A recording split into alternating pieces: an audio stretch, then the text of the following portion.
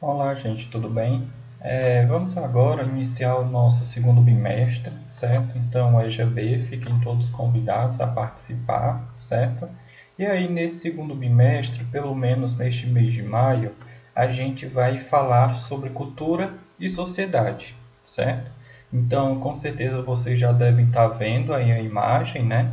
A definição de cultura, mas lembrando que nós vamos fazer para cada matéria, ou seja, para a sociologia nós vamos fazer um vídeo, para a filosofia nós vamos fazer outro e para a sociologia nós vamos fazer outro. Então hoje é aula de sociologia, tá certo?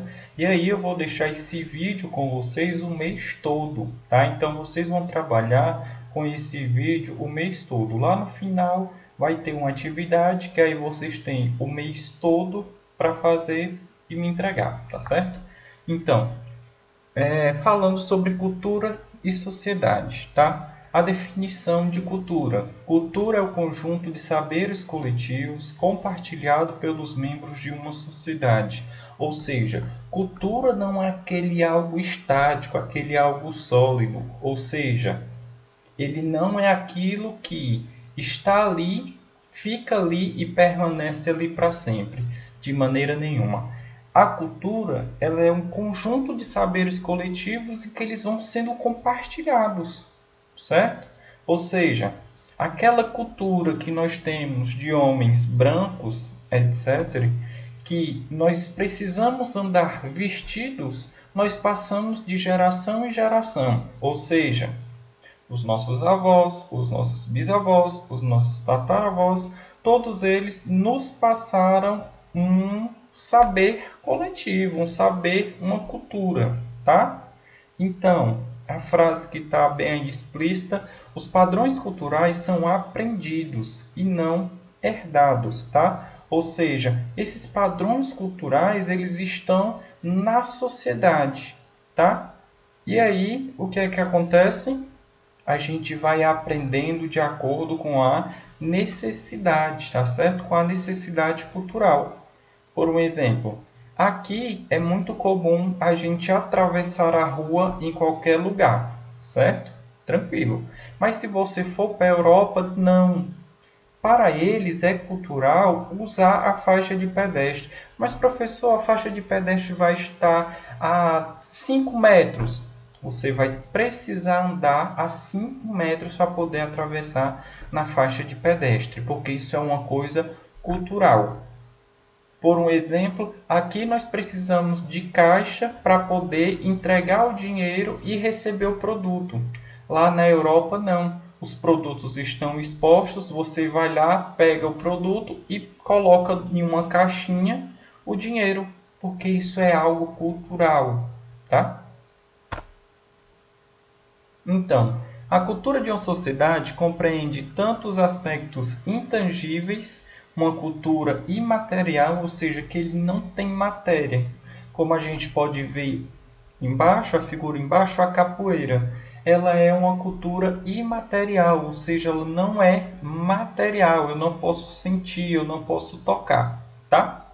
As crenças, as ideias, os valores que formam o conteúdo da cultura, como também os aspectos tangíveis, cultura material, os objetos, os símbolos, as tecnologias que representam esse conteúdo. Ou seja, a cultura de uma sociedade, ela tanto está nos aspectos intangíveis, que não são objetos, não é matéria, quanto nos objetos tangíveis, nos aspectos tangíveis, ou seja, os objetos, os símbolos, as fotografias, as imagens, tá certo? Então, é interessante vocês diferenciarem o que é cultura nos aspectos intangíveis e cultura nos aspectos tangíveis, tá? O que é valor e o que é norma?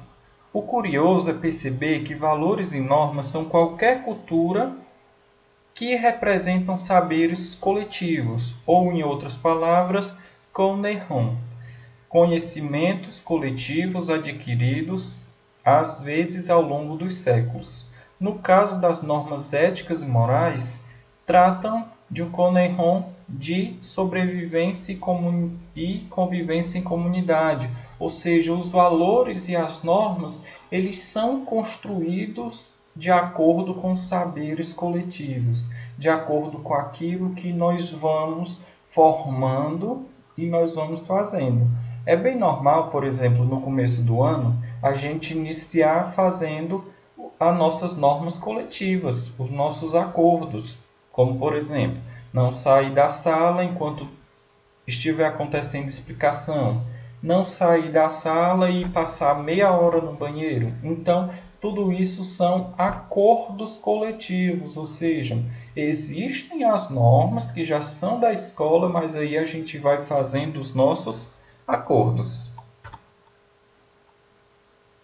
Herança social ou legado cultural são processos de transmissão cultural que ocorrem ao longo da história, nas quais as gerações mais velhas transmitem às gerações mais novas a cultura do grupo. Então, como eu falei para vocês, por exemplo, o legado de ter que se vestir, o legado de ter que tomar banho, o legado de ter que escovar os dentes. Então, tudo isso acontece através da transmissão dessa herança social dentro da nossa sociedade, onde aqueles que são mais velhos, ou seja, eles têm tempo maior de vivência do que nós, eles nos transmitem o conhecimento. É muito comum a gente ver, por exemplo, nas tribos indígenas, que os mais velhos, os anciões, eles são as pessoas sábias. Então, nas tribos indígenas, respeitam-se e acolhem aquilo que os mais sábios indicam. Tá? Para analisar uma sociedade determinada, a antropologia, conforme os antropólogos franceses Marcel Mauss e Claude Lévi-Strauss, não pretende isolar e analisar seus sistemas econômicos, políticos ou ideológicos para então compreendê-los. Então, para eles, determinar uma sociedade é analisar o sistema econômico, político ou ideológico para tentar entender. Tá? O antropólogo Lévi-Strauss é um dos mais recentes, né? Faleceu agora em 2009, mas aí ele tem uma grande bagagem teórica e também de estudos e pesquisas que compreendem tentar entender e compreender as sociedades. Para eles, a antropologia não diferencia a realidade social e o universo simbólico. Isso porque compreende as explicações míticas ou religiosas que os homens dão à sua realidade como elementos que interferem e explicam a produção dessa realidade, e não como distorções de ideias falsas a seus respeitos.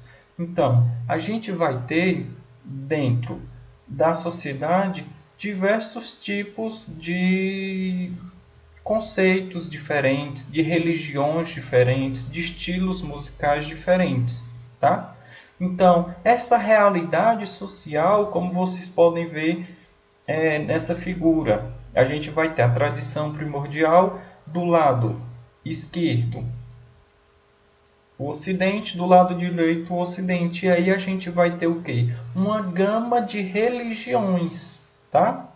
Ou seja, o Brasil é um dos países que mais precede do cristianismo, mas também existem outras religiões, religiões de matriz afro, islamistas, judeus. Então, a gente tem vários outros tipos de denominações religiosas que fazem parte da nossa realidade social. E isso eles querem fazer com que a gente compreenda que fazer ciência, fazer pesquisa, não é partir daquilo que a gente acredita. Por exemplo, é muito comum a gente pegar as religiões afro ou então as manifestações que vêm da África, como por exemplo a capoeira. O que logo a gente diz, né? Ou se a pessoa mora no Maranhão, já que lá tem uma grande quantidade de pessoas que são do candomblé. O que geralmente a gente diz logo? Vixe, é macumbeiro. Mas, se a gente for pegar o uso do termo macumbeiro, Macumbeiro se diz a pessoa que toca um instrumento musical chamado macumba, ou seja, a religião é o candomblé. A gente quer denominá-la de macumba, mas não é macumba, tá? É o candomblé. Macumba é um instrumento que se usa pelo macumbeiro, tá? Então a gente precisa entender que a realidade social do outro é diferente da nossa. Como podemos ver, a antropologia pressupõe a existência de unidade entre ação humana e significação.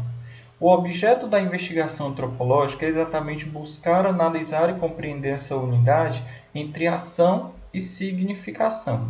A gente tem uma imagenzinha aí de um hamster que diz: eu trouxe uma flor para você, mas eu comi, tá? Então, ou seja, o objeto é tentar entender a ação através da significação. Tentar entender o católico dentro dos seus ritos, dentro da igreja, dentro daquilo que ele é, daquilo que ele funciona.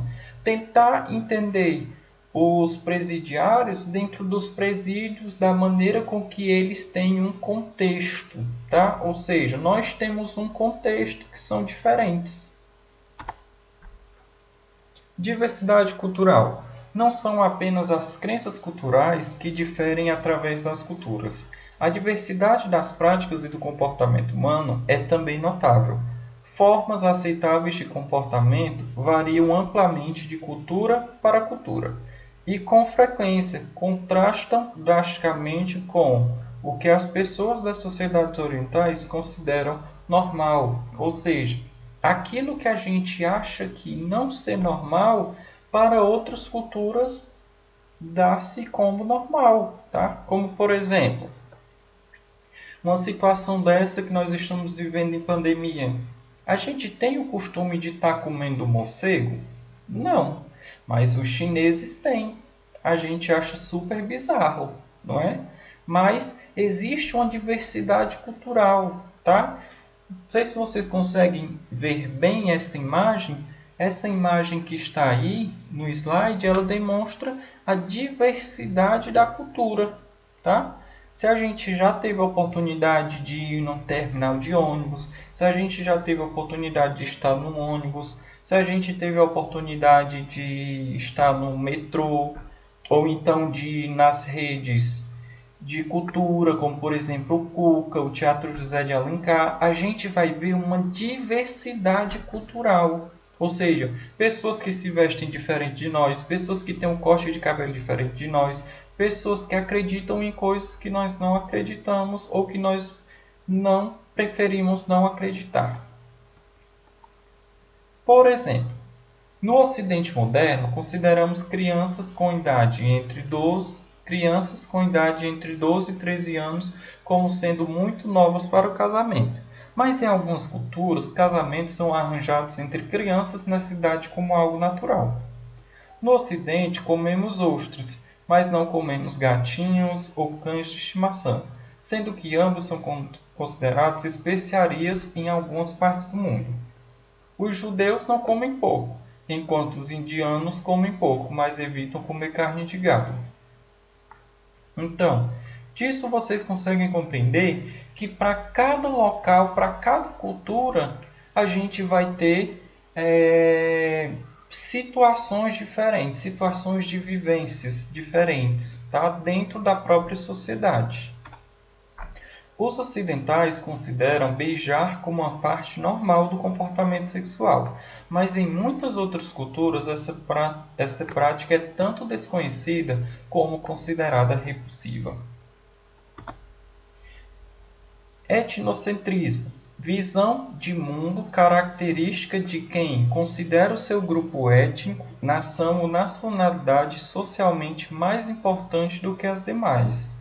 Ou seja, quando eu sou europeu e eu acho que os países subdesenvolvidos como o Brasil não valem nada, não servem para nada, são pessoas ignorantes, burras, pobres, tá? Então, seria exatamente essa xenofobia. fobia, uma desconfiança, temor ou antipatia por pessoas estranhas ao meio daquele que as ajuiza, ou pelo que é comum ou vem de fora do país. Então, quando eu começo a discriminar alguém porque é negro, porque é índio, porque é europeu, porque é branco demais, porque é japonês demais, eu estou cometendo xenofobia, tá? Afinal, qual é a diferença? Xenofobia, como o nome indica, é uma fobia. Nesse caso, consiste numa aversão a estrangeiros ou a estranhos. Etnocentrismo resume-se nisso. Os meus comportamentos estão certos, os teus não. Por exemplo, considerar os povos industrializados superiores aos outros povos. Pensar que na China comem cão, eles estão errados. Julgar um absurdo a adoração de vacas por parte dos hindus. Ou seja, tudo é uma questão cultural. E a cultura é relativa, não há certo e nem errado, exceto para o etnocentrismo, que tem a sua cultura como verdadeira. Ou seja, eu estou sendo etnocêntrico quando eu acho que a minha cultura é a verdadeira e a dos outros não. E quando eu começo a criticá-la, eu estou sendo xenófobo. O oposto ao etnocentrismo é o relativismo cultural. Vale lembrar que relativismo cultural é exatamente enquanto o etnocentrismo acha que somente a sua cultura é verdadeira, o relativismo cultural acha o contrário, que todo mundo está certo. Tá? Todo mundo está certo, cada um vive sua cultura e eu não tenho nada a ver com isso. Socialização. Os seres humanos aprendem as características da cultura através do processo de socialização. A família, a escola, a religião são exemplos de instituições socializadoras. Vou dar um tempinho para vocês pensar aonde mais que a gente tem a socialização.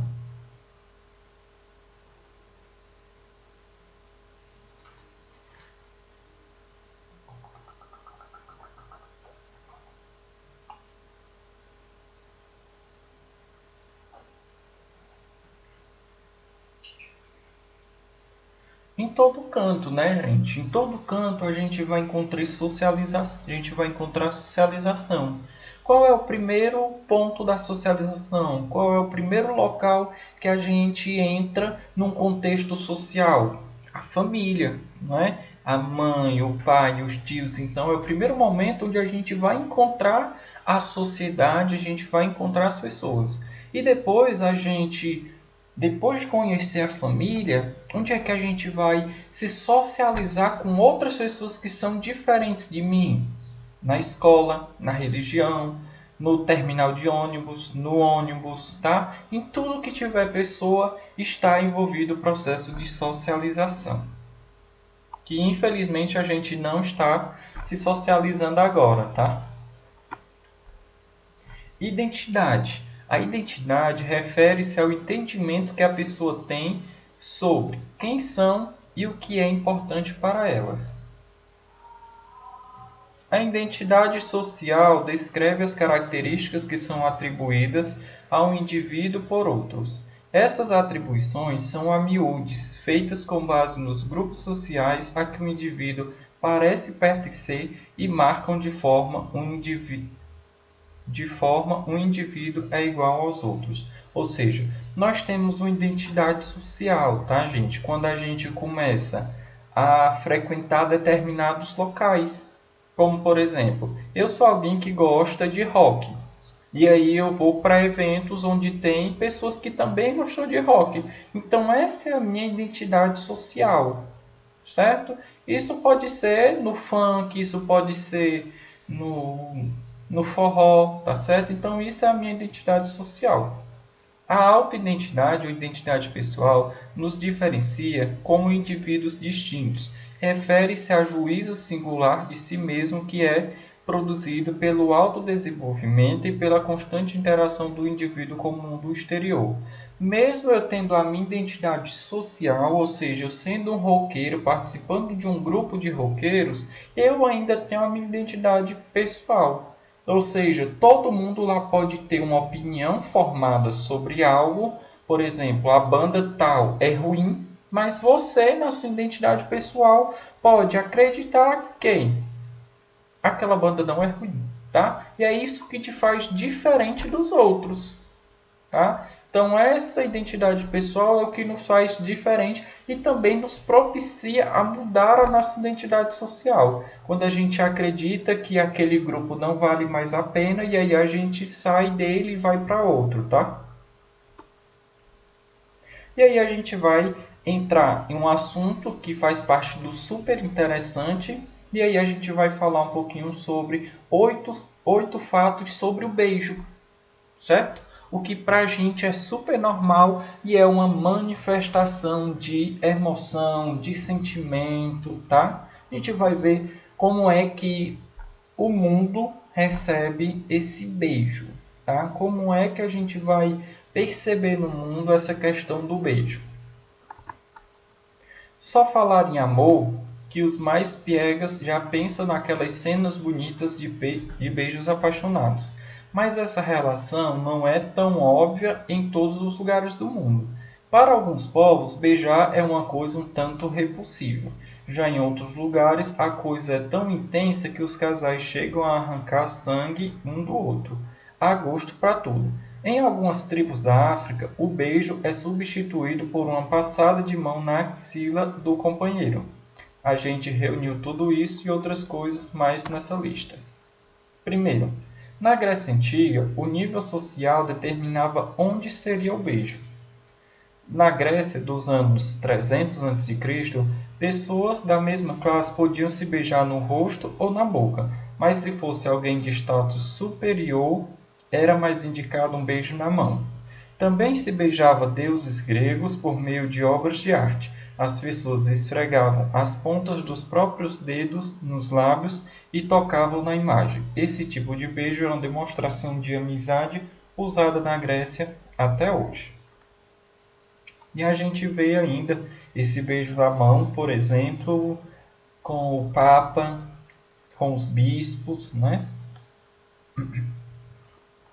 2. O beijo de noivado garantia direitos jurídicos. O beijo que selava o compromisso de noivado surgiu na Roma Antiga e garantia à mulher os direitos jurídicos determinados pelo Império. Além disso, transferia legalmente a posse dos presentes de casamento para o casal. Se a celebração transcorresse sem beijos por algum motivo, eles teriam de ser devolvidos, ou seja, as pessoas davam os presentes na Roma Antiga e para que eles não fossem devolvidos, o casal tinha que dar beijo, tá? Se não tivesse beijo, os presentes eram devolvidos. Alguns povos morrem de nojo de beijar. Beijar não é uma coisa que agrada a todo mundo. A tribo dos Tonga, na África do Sul, jamais beija na boca e acha isso repulsivo. Outro povo de lá, o Xerra, fica enojado com a ideia de engolir a saliva de outra pessoa. Muitos têm a reação porque veem a boca como a fonte da vida, o local onde uma alma imortal habita. E essa alma pode se contaminar facilmente se o dono não for cuidadoso. Há tribos nômades da Etiópia que, embora considerem os lábios uma parte sensual do corpo, não sentem vontade de colá-lo em outros, até porque os adornos enormes que eles usam dificultam isso. Então, para alguns povos da África do Sul, beijar na boca seria algo repulsivo. Em certos lugares, o beijo consiste em passar a mão nas axilas do companheiro. Enquanto há culturas em que as pessoas não economizam beijo, as que nem sequer usam os lábios nas suas interações pessoais. Os polinésios, maores e iuds preferem usar os narizes. Os índios de uma tribo isolada no Equador, os caiapas, simplesmente cheiram a mão dos amigos ao cumprimentá-la. E pasmem, o beijo de despedida de uma tribo da Nova Guiné consiste em passar a mão na axila do companheiro e em seguida esfregar o cheiro dele por todo o seu. Os namorados arrancam sangue um do outro durante a prática em certas tribos. Enquanto alguns povos não são nada beijoqueiros, Blase, os casais da ilha, no Pacífico Sul, manifestam uma paixão violenta. Antropólogos observaram em 1929 que eles passavam horas numa espécie de jogo selvagem. Mordiam os lábios um do outro até que sangrasse, davam dentada nas bochechas e abocanhavam o nariz e queixo. Nessa hora, ouviam-se expressões como beba meu sangue, arranque meu cabelo, e ainda arrancavam os cílios dos parceiros a mordidas. Onde beijar em público é crime. Há regiões na Finlândia onde homens e mulheres tomam banho coletivo sem roupa, mas ainda veem o beijo como um ato obsceno. No Japão, só pode entre quatro paredes. Na Venezuela, os casais que dão um abraço muito apertado ou beijos muito demorados em locais públicos podem ir para a prisão. E na Malásia existe lei proibindo o beijo francês, esse normal de língua, no cinema, impondo uma multa enorme para quem desobedecer. O ritual da beijação. Se existem aqueles que proíbem, há povos que celebram a prática. Um povoado chamado Banjarkaja, Sesitan, na Indonésia, faz um festival anual chamado Med-Medan. Ao som de um canto ritual, fileiras de moços e moças ficam frente a frente, formando pares. O primeiro da fila beija quem estiver na sua frente, até um ancião jogar água para separar o casal. Calma, não é todo mundo beijando todo mundo. Quem se beijou primeiro vai para o fim da fila e o ritual se repete até que todos os casais tenham ocupado a primeira posição. O objetivo é proteger o lugar dos perigos inesperados e só os jovens podem participar. Então, a gente vê aí durante esses 7 passos que as coisas são bem... as culturas são bem diferentes, né?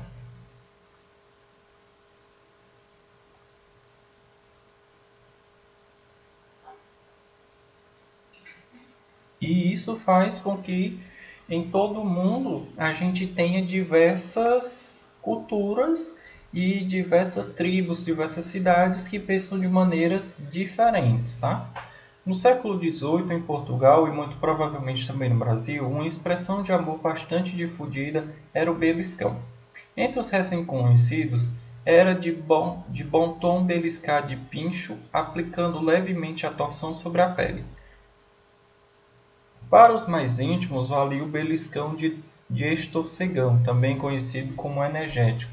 A moda era tão forte que houve quem discutisse a necessidade de construir divisórios no interior das igrejas para impedir beliscões durante a missa. Os estudiosos desse gesto associam-no ao namoro camponês. Beliscões, pisadas de pé e muito estalo dos dedos consistiam em rituais que simbolizavam a vida dura rural. Então, durante todo esse tempo, né, durante todo esses inúmeros exemplos de beijos, de demonstrações de afeto, que alguns são bem estranhos, né? Por quê? Porque nós estamos acostumados a uma cultura de beijoqueiros que não tem nenhum problema, tá? Mas durante o mundo todinho, vocês que vão começar a viajar e ir para o exterior, cuidado com as demonstrações de carinho e de afeto, tá? Então, além dos conceitos culturais sobre o beijo, vimos os seguintes conceitos. E essa daqui é a atividade que eu vou deixar para vocês, tá? Eu quero que vocês peguem esses conceitos e eu quero que vocês coloquem a definição desses conceitos. Professor, mas eu posso voltar o vídeo e colocar de acordo com o que você colocou? Pode, não tem nenhum problema. Professor, eu posso pegar esses conceitos e posso pesquisar na internet? Pode, não tem nenhum problema. Professor, eu posso pegar o conceito e olhar no dicionário? Pode, também não tem nenhum problema, tá? Então, vocês vão pegar esses conceitos e aí vocês depois vão me mandar pelo Google Sala de Aula ou então pelo WhatsApp, tá?